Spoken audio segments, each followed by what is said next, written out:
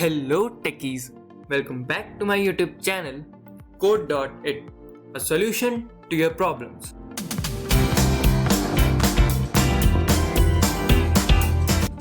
So if you are new to this channel, then hit on the subscribe icon and join Code.it family.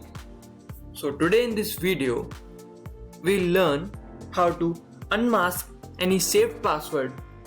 So for that, let's get started.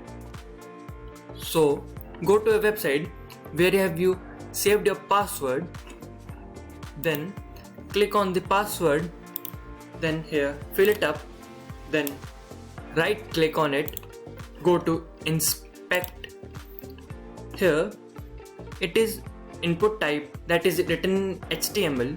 Here written password, double click on password, then change it to text, then hit enter.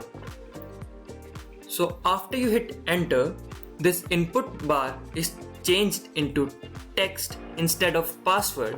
So get back there. Now you can see that your password will be visible here. So that's all for this video. Thanks for watching and don't forget to subscribe Code.it. Thank you.